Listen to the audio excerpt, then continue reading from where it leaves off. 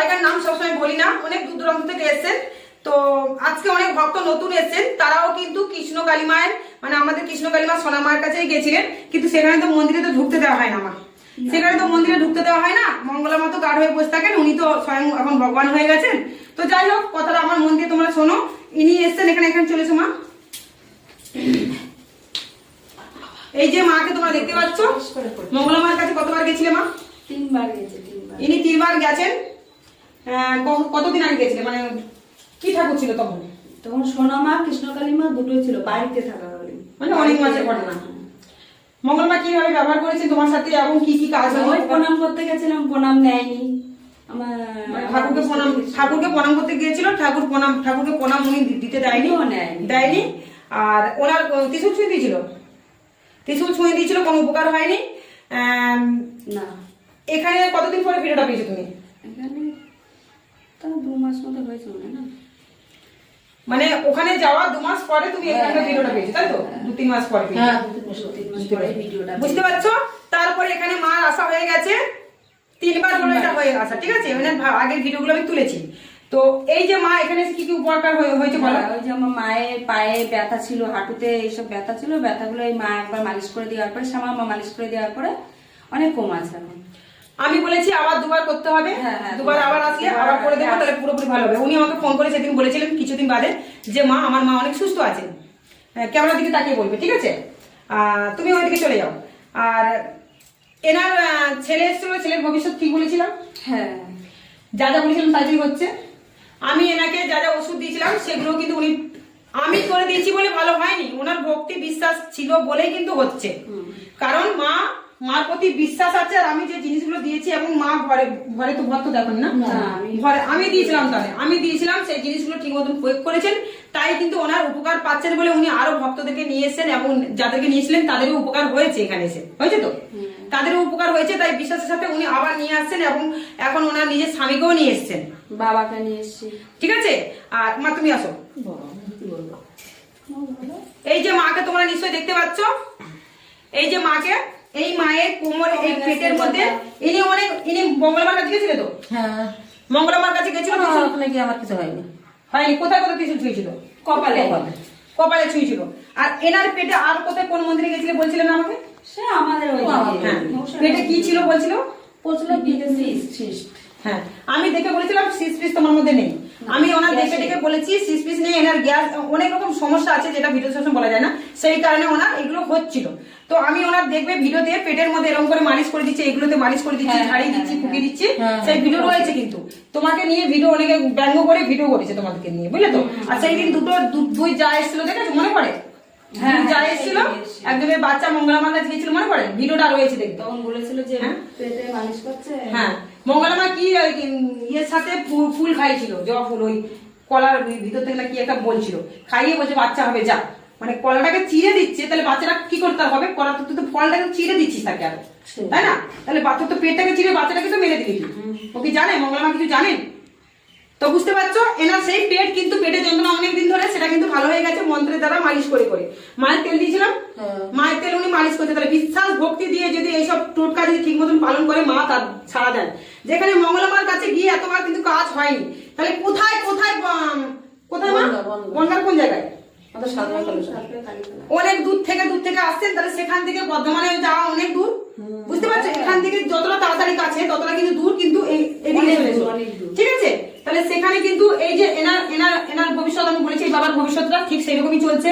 আর উনি তো নতুন এসছেন, এই বাবাও নতুন এসছেন, সকালবেলা ভক্তরা ওখানে বসে আছেন, তাদেরকেও দেখিয়ে দিয়েছি আমি। এবার বলো তোমরা যে আমি কিন্তু কাজ করছি, কষ্ট করে মেহনত করে তোমাদের কাজ করছি, এবং যত ভক্তরা আসছে তাদের কিন্তু আমি কিন্তু ভক্তি শ্রদ্ধা দিয়ে তাদের গোত্র নাম ধরে পুজো করছি। তোমাদের পুজো করে দিয়েছিল? না, ওখানে তো না, ওই হাতের থেকে নিলেও পুজো হয়ে গেল, নিয়ে না। তাহলে বুঝতে পারছো, দেখো ভক্তরা নিজেরাই বলছে, তাহলে আমি কি মিথ্যা কথা বলি মা? না। হ্যাঁ, কত ভক্তরা আমাকে ফোন করছে, শ্যামা মা আমার ভিডিওগুলো তুমি হোয়াটসঅ্যাপে করে ছাড়ো, ওরা পাঠিয়ে দিচ্ছে যে ওখানে গিয়ে কিরকম ব্যবহার উনি পাচ্ছেন। তাহলে আমার প্রতিবাদটা কথায়? আমি মঙ্গলামা তোমাকে একটা কথাই বোঝাতে চাই, উঠছে তো মা ভালো? আমি একটা কথাই বোঝাতে চাই মঙ্গলামা, দেখো অনেক দূর থেকে যে এরা খরচা করে, জার্নিং করে, মেহনত করে, পরিশ্রম করে যে মায়ের কাছে যাচ্ছে মায়ের দর্শন করতে, দেখো মন্দিরে এসে মানুষ নাম জপ করছে, মাকে চোখে দেখতে পাচ্ছে না বাবা, হ্যাঁ। পাচ্ছ না? তাহলে সেখানে কি পাবে? কি বাবা, মাকে দেখতে পাচ্ছ না? কি সুন্দর বলো, মাকে দেখছো, জপ করছো, পুজো দিচ্ছ, কত আধ্যাত্মিক লাইনের কথা বলছি তোমাদেরকে শুনলে। না হ্যাঁ? আমাদের তা হয় না। তাহলে সেখানে তুমি বলছো ওই ভক্ত দেখা, ভক্ত দেখা, আর এখানে বলছো তোর মন্দিরে ভক্ত হয় না। তো আমার মন্দিরে ভক্ত হয় না মা বলছে, বুঝেছো? এরা জানে আমার মন্দিরে ভক্ত হয় কিনা। মানে সারাক্ষণটা 10 জন 15 জন করে আসবে, 2 জন করে আসবে, আমি কি ভিডিও ধরে বসে থাকবো? কারণ আমি ভিডিও দেখে ভাইরাল হই না, আমি কাজ দেখি ভাইরাল হয়েছি, বুঝেছো তো? আমি কাজ দেখাই ভক্তদের, পরিশ্রম করি, কষ্ট করি। মা টাকা চেয়েছিলাম না, টাকা নিয়েছি। দেখো, ভক্তি করে যদি ভগবান যদি মনে করেন, ভগবান সবকিছু চাইবেন, সবকিছু দেবে। কিছু বলছে মনে, কিছু বলছো? তোমাকে বলছে একটুখানি এখানে সামনে আসো, ক্যামেরা একটু ভালো করে। বুঝতে পারছো আমার ক্যামেরা ধরার লোক নেই। একটা ভক্তকে বলেছি, ভক্ত বাবাকে বলেছি, তাই ভক্ত বাবা ক্যামেরাটা ধরেছে, ঠিক আছে? তো পরের ভিডিওগুলো ছাড়ছি, তোমরা দেখতে থাকো।